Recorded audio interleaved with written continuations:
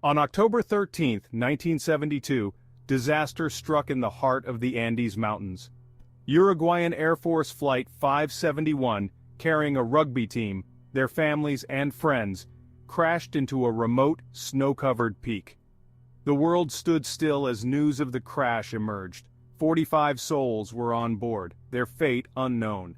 It was the beginning of a harrowing tale of survival against insurmountable odds. The flight had originated in Montevideo, Uruguay, destined for Santiago, Chile.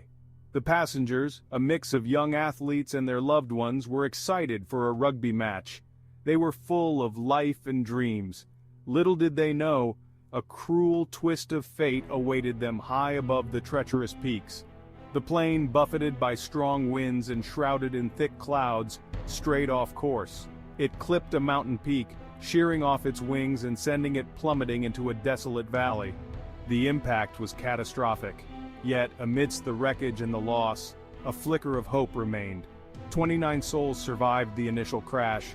They were stranded on a frozen mountaintop, more than 3,600 meters above sea level. The air was thin. Temperatures were below freezing. They faced a daunting reality. Their fight for survival had just begun. The immediate aftermath of the crash was a scene of chaos and despair. The once serene mountainside had turned into a nightmarish landscape. The survivors were disoriented, injured, and terrified. Their minds struggled to comprehend the magnitude of the disaster that had just unfolded. The freezing temperatures, the high altitude, and the isolation of their surroundings added to their terror. The harsh environment was relentless, offering no respite.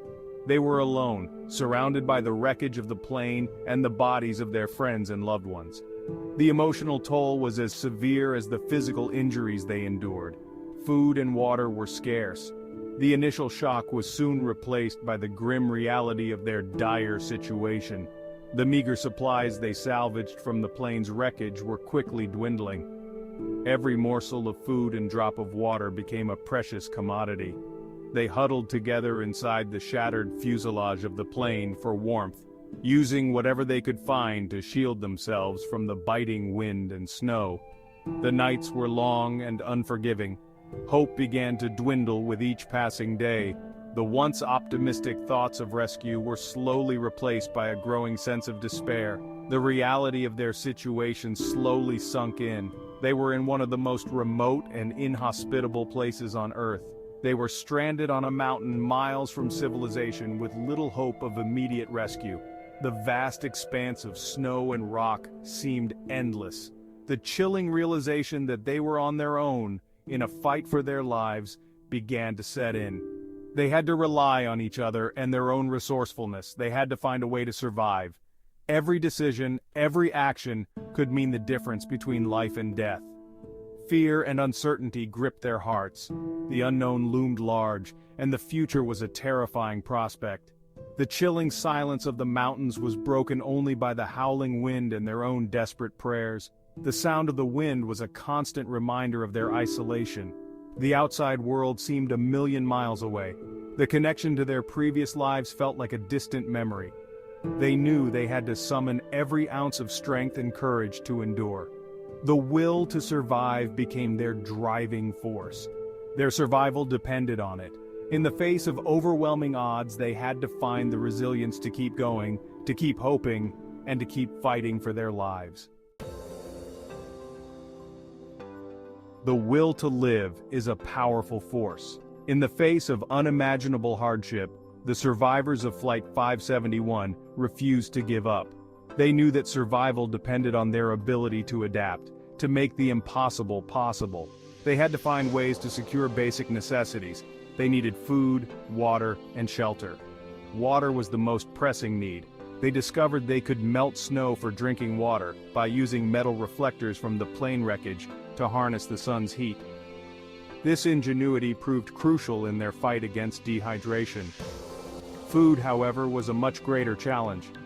Their initial food supply, consisting of a few chocolate bars, wine, and jars of jam, was quickly exhausted. Facing starvation, they were forced to make difficult choices. They began to ration the meager supplies, stretching them out as long as possible. They knew they needed a more sustainable source of sustenance. Time was running out. They had to explore every option, no matter how unpalatable. Their survival depended on it. The harsh reality of their situation was forcing them to confront their deepest fears and to challenge the very limits of human endurance. Section 4. United We Stand. Teamwork and innovation for survival. In the face of adversity, the survivors found strength in unity. They realized that their only chance of making it through this ordeal was to come together as one cohesive unit. They knew that their survival depended on cooperation and teamwork. Every individual had a role to play, and every effort counted towards their collective goal of staying alive. They divided themselves into groups, each responsible for essential tasks like collecting snow for water, caring for the injured, and maintaining the makeshift shelter within the plane's fuselage. This division of labor ensured that all critical needs were met efficiently. Their rugby training instilled in them a sense of discipline and camaraderie.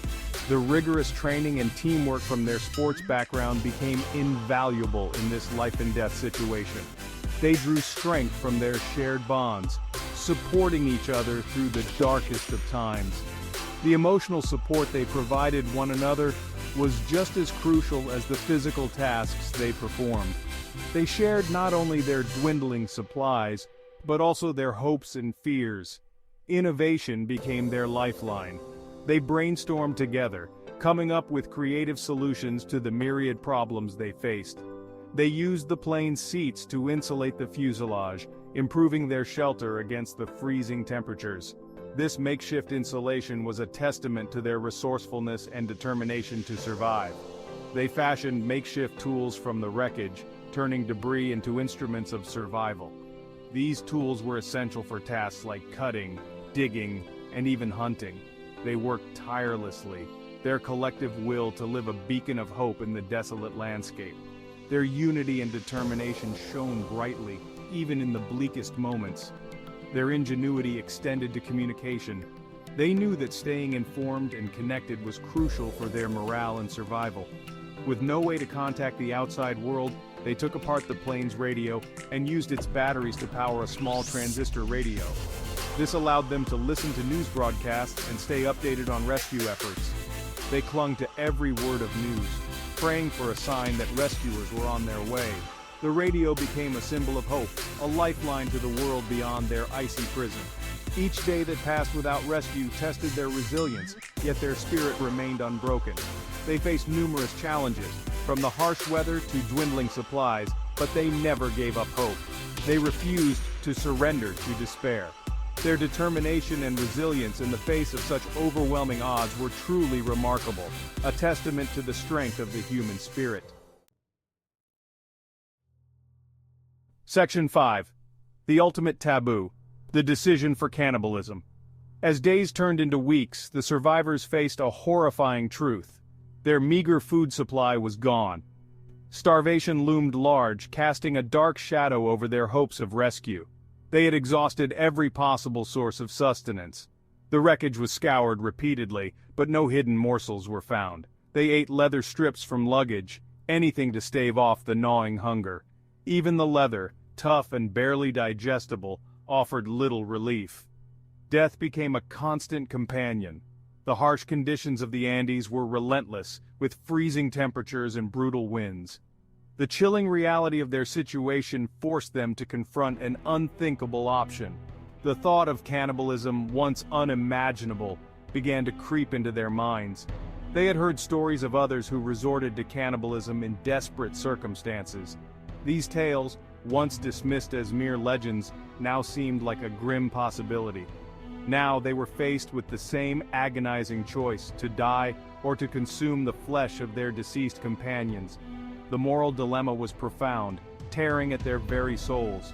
It was a decision born of desperation, a testament to their will to survive. The drive to live, to see another day, overpowered their deepest fears and revulsions. They knew it was a taboo, a violation of a fundamental human code. The act of consuming human flesh was anathema to their very being. Yet they were staring death in the face. The snow-covered landscape offered no mercy, no reprieve from their dire situation. They made a pact, a solemn agreement that if any of them perished, their bodies would be used to sustain the others. This pact was their last hope, a desperate measure to ensure that some might survive. It was a decision made with heavy hearts, a testament to the brutal realities of survival. Each survivor grappled with their conscience, the weight of their choice pressing heavily upon them. The act itself was carried out with the utmost respect for the dead, their actions driven by necessity and a profound sense of responsibility towards each other. They treated the bodies with reverence, understanding the gravity of their actions. They had crossed a line, but it was a line drawn by the cruel hand of fate. The extreme conditions had pushed them to the brink, forcing them to make unimaginable choices. They clung to the belief that their sacrifice would mean something, that their survival would honor the memory of those they had lost. In their hearts, they hoped that their actions, though desperate, would be understood and forgiven.